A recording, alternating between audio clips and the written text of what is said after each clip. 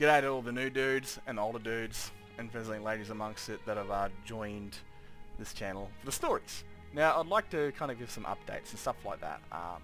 And thanks for the new guys that really... Because, yeah, it's good writing these stories and having people actually watch them. Not all of them get love. And that's fair, that's fine. Stories are made for certain people. They either like these sort of fan fictions, like the story, like to watch them, or like to take ideas from it and build upon it in their own game. And that's kind of what I do it for. Now, as we can see, the further we go down, a bit more slacker it gets. But again, man, 200 views to me is like a lot of views. That's 200 people, hopefully it's people, watching this stuff. And then you get a couple that don't really go well. Trying to find one with double-digit numbers. There's one. And there's another one. But, like, you know, the further you go down, I can understand from a point of view because these take a long time to make, and there's a lot of them, and you could simply lose interest in unfollowing it, or you just don't get the recommendations anymore because YouTube's decided to go, fuck you, and not give you the recommendations, and you simply forget about it. And it's also about the characters. I mean, majority of my audience is going to 100% or 99.9% be male. Right? And you can't really blend with a female character. You know, it's a bit harder. I mean, it doesn't matter if you make it a dude, you make it a woman, a dude of any colour. We don't give a shit, us males. Like, I generally don't give a shit. If it's a guy, I can run around and be that guy in that setting. I can always adjust myself and mould myself into that character. It's kind of the reason I believe that Assassin's Creed, fucking, what is it called? The Japanese one? Whatever it's called, Shadows, is dog shit because they've decided to go into the whole diversity thing instead of at least giving a Japanese male character, because I would love to play a Japanese male samurai in a fucking Assassin's Creed game. Would be absolutely awesome. But no, they want to give us a black guy. I mean, they've done this with many different characters, added them as background characters or side characters in their stories, like Leonardo da Vinci, I think it was, and in Ezio's chapters, where you can meet the famous inventor. I don't know if that's actually him or not, I don't remember, but you can meet somewhat mythical or famous people that were in that time, in that setting, in the Assassin's Creed games, which was awesome. And they simply could have had this black samurai, or this training to become a black samurai, because this unknown if he was a samurai, if he was just a sword handler, or whatever the fuck he was, as a side character to a Japanese samurai. They could have added that somehow, and given you an actual Japanese samurai, you know, with a Japanese ninja. Would have been fucking amazing. Perfect opportunity. Right, and I think the Japanese are the most racist in the world. Like, those dudes are next level racist. And you give them a black guy in a Japanese setting, they're going to lose their absolute shit. I mean, they don't give two shits for diversity. They live in a continent that's just either white Asians, black Asians. Right, the South is black, and the further north you go, the more pale they get. And they really, you know, they are absolutely brutal when it comes to racism. And then you go and put a black guy in there, which is the worst thing you could possibly have done. And that's not me being a racist prick. I don't give two shits. I mean, one of my favourite Assassin's Creed was actually that Assassin's Creed Origin when you get to play the male Egyptian. That was fucking awesome, dude. I loved that game. Playing an actual Egyptian in Egypt was awesome. You can mould yourself into being that character. Playing an Egyptian in Egypt. Now you're playing some, I don't know the background behind it, some black dude that's trained in the Japanese, and they gave him fucking dreadlocks, for fuck's sakes. They gave him fucking dreadlocks. Couldn't you have at least given him Japanese-styled hair, that he was moulded himself into the Japanese culture? Sure, he might be black, but he might have Japanese hair and a Japanese accent, or whatever. But no, they make him full-on fucking, you know, dreadlocks and all this sort of shit. Ugh. Anyway, I'm not here for that. You know, and a lot of these, like, these are my two best ones. Chapter 34 and Chapter 35, they're kind of mirrors of each other. They're my best ones out. And I don't think I'll ever get anything as good as it, ever. Because at the end of the day, I play majority female characters, I know. But I generally play female characters, and us as males, we can't really mould with a female character. We can understand them somewhat, but we can't really feel that, you know, this is... It's weird to describe it. You know, like I said, as blokes, we can mould with male characters, regardless of what race or skin colour they've got. We can always fit into their boots and play that character. It's always good fun. Can't always with a lady. But yeah, like I said, I play a lot of female characters. My old, you know, when I first started this story, the very first like days or weeks of it, Centaurus there was my Dragonborn. But I could never make any sense of the story because it made no sense to me that I was an Imperial soldier, and then I become the Dragonborn, and then I go into the Felmore Ambassadorry and kill their people, steal their information, and free their prisoners. That right there is a massive act of espionage and war, especially from an Imperial soldier.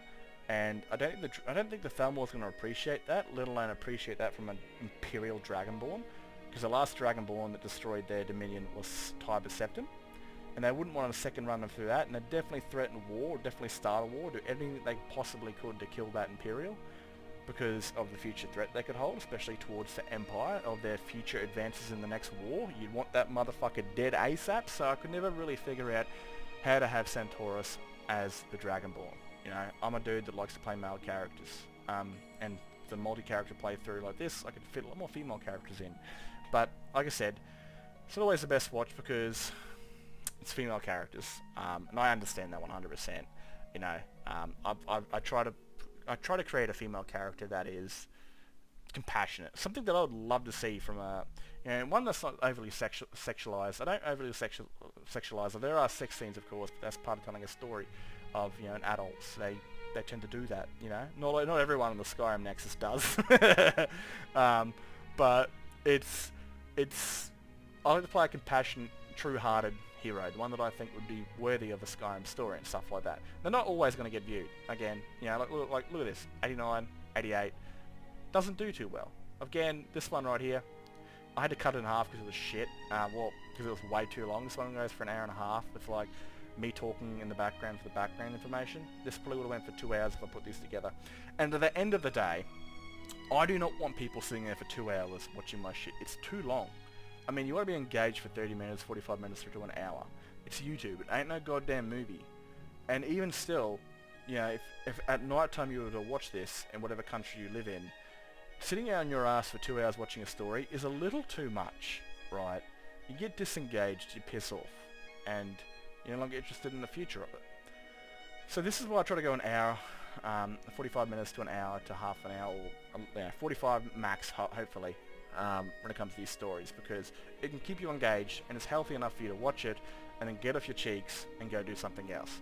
Because I want to make these for people that are like me. I don't want to sit there for 2 hours watching a fucking video on YouTube.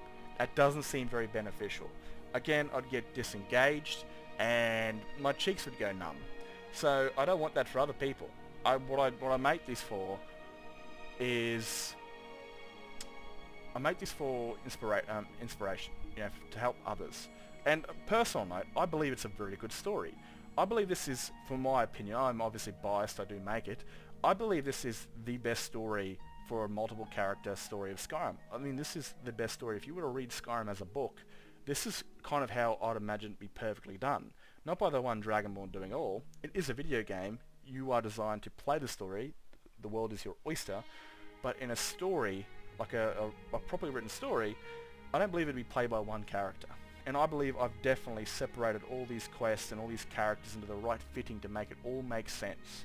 You know, because no individual's ever going to play Skyrim the same. I mean, there are millions of people that have played Skyrim, but I don't think a single one would have the exact same playthrough, or the way they play the game, anything. I think every individual Skyrim is exactly different in every single way, right?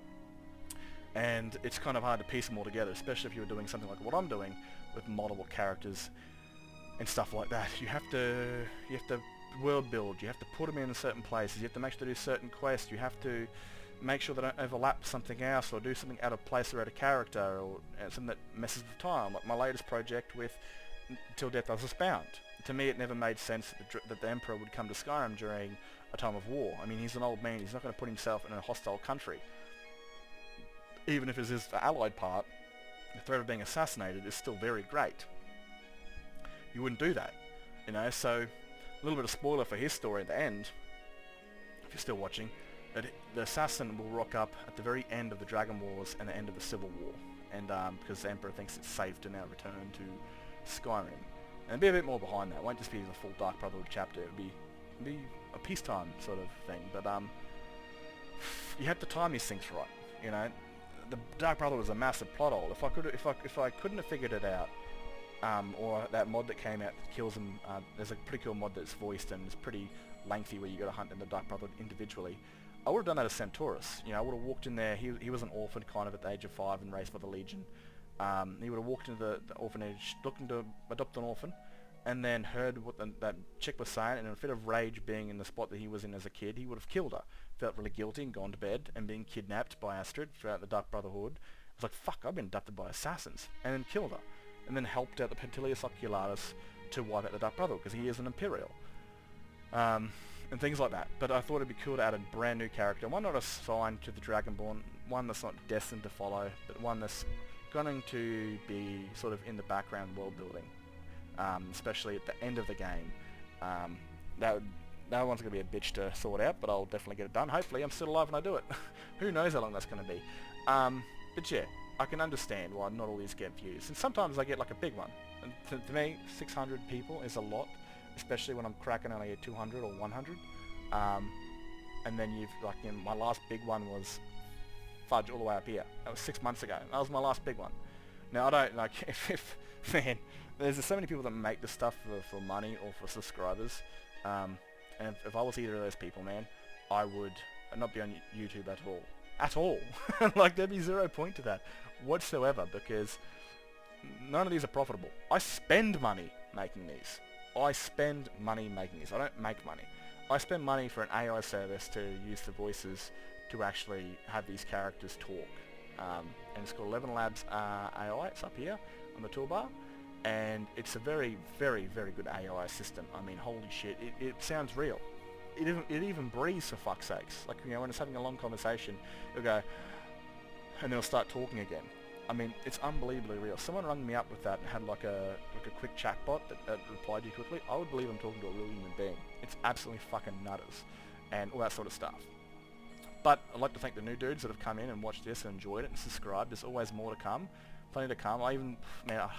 I hate the idea of it, but I like the idea of it, that I wanted to one day redo all this, especially with Cecilia when Sky Oblivion comes out, and then add a new chapter with that new creation mod with the vampire one, where she could be in her early days of being a vampire and just being kidnapped or taken by vampires before she has to help the vigilants kill them all, and stuff like that.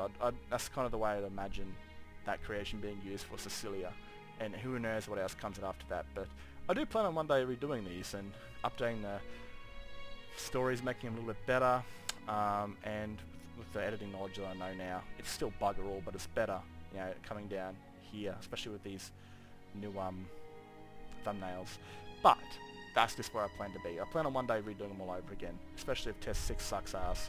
And then again, like beyond Skyrim chapters, man, holy shit, dude, that's gonna be nuts. Even original characters from Cyrodiil and stuff like that. And I definitely want to do like a Sky Oblivion version of this, have multiple characters. I just have to figure out how to do it, how to really get it over and done. That's gonna be a bit of a mindfuckery, but I at least want to play it for a couple of years before I decide to mess around and create a story like this for Sky Oblivion. Because again, in that story, we're gonna meet our very first character, Cecilia, but she'll be an entirely different person. Anyway, if you guys enjoy this sort of stuff, no, there's always more to come. And if you've stuck around for this time in the video, cheers. But anyway, I'm gonna get out of here and let you get back to your lives, and I hope you guys have a good one, and look after yourselves.